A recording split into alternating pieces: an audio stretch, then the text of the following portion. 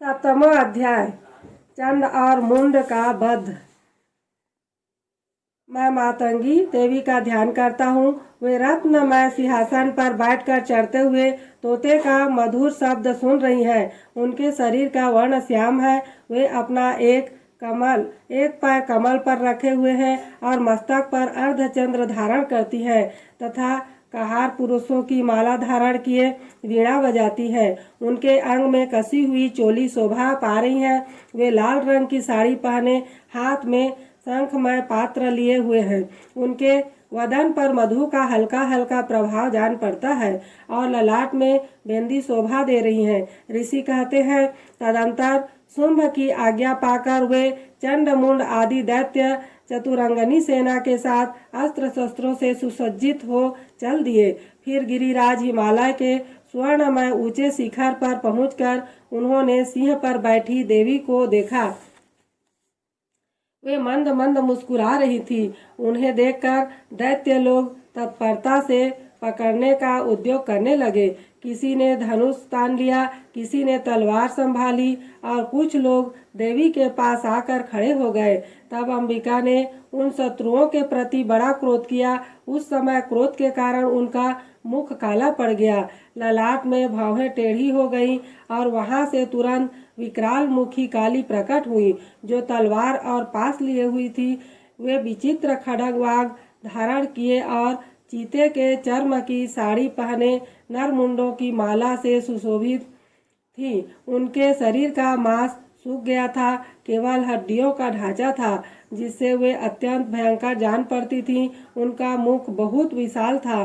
जीभ लपलपाने के कारण वे और भी डरावनी प्रतीत होती थी। उनकी आंखें भीतर को धसी हुई और कुछ लाल थी। वे अपनी भयंकर गर्जना से संपूर्ण दिशाओं को गुंजा रही थी। बड़े बड़े दैत्यों का वध करती हुई वे कालिका देवी बड़े वेग से दैत्यों के उस सेना पर टूट पड़ी और उन सबको भक्षण करने लगी। वे पार्श्वरक्षकों, अंकुशधारी महावतों, योद्धाओं और घंटा सहित कितनों ही हाथियों को एक ही हाथ से पकड़कर मुंह में डाल देती थी। इसी प्रकार घोड़े, रथ और सारथी के साथ रथी सैनिकों को मुंह में डालकर वे उन्हें बड़े भयानक रूप से चबा डालती थी। किसी के बाल पकड़ लेती, किसी का गला दबा देती, किसी को पैरों से कुचल डालती और किसी को छाती के धक्के से गिराकर मार डालती थी। वे असुरों के छोड़े हुए बड़े बड़े अस्त्र शस्त्र मुंह से पकड़ लेती और रोष में भरकर उनको दांतों से पीस डालती थी। काली ने बलवान एवं दुरात्मा दैत्यों की वह सारी सेना रौंद डाली, खा डाली और कितनों को मार भगाया। कोई तलवार के कट घाट उतारे गए, कोई खड्ग वाग से पीटे गए और कितने ही असुर दांतों के अग्रभाग से कुचले जाकर मृत्यु को प्राप्त हुए। इस प्रकार देवी ने असुरों की उस सारी सेना को क्षण भर में मार गिराया। यह देख चंड उन अत्यंत भयानक काली देवी की ओर दौड़ा तथा महादैत्य मुंड ने भी अत्यंत भयंकर बाणों की वर्षा तथा हजारों बार चलाए हुए चक्रों से उन भयानक नेत्रों वाली देवी को आच्छादित कर दिया। वे अनेकों चक्र देवी के मुख में समाते हुए ऐसे जान पड़े मानो सूर्य के बहुतेरे मंडल बादलों के उदर में प्रवेश कर रहे हों। तब भयंकर गर्जन करने वाली काली ने अत्यंत रोष में भरकर विकट अट्टहास किया। उस समय उनके विकराल बदन के भीतर कठिनता से दिखे जा सकने वाली दांतों के प्रभा से वे अत्यंत उज्ज्वल दिखाई देती थीं।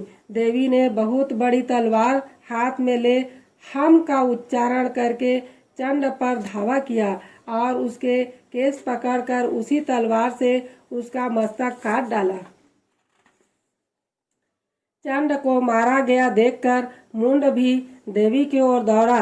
तब देवी ने रोष में भरकर उसे भी तलवार से घायल करके धरती पर सुला दिया। महापराक्रमी चंड और मुंड मारा गया देख मरने से बची हुई बाकी सेना भय से व्याकुल हो चारों ओर भाग गई। तदंतर काली ने चंड और मुंड नामक मुंड का मस्तक हाथ में ले चंडिका के पास जाकर प्रचंड अट्टहास करते हुए कहा, देवी, मैं चंड और मुंड नामक इन दो महा पशुओं को तुम्हें भेंट किया है।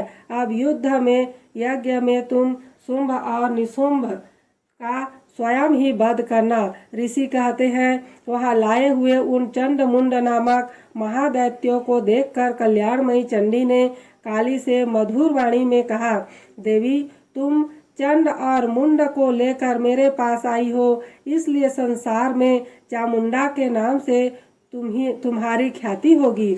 इस प्रकार से मार्कंडेय पुराण में सावर्णिक मनवंतर की कथा के अंतर्गत देवी महात्म्य में चंड मुंड वध नामक 7वां अध्याय पूरा हुआ। बोलो दुर्गा माता की जय, अंबिका देवी की जय।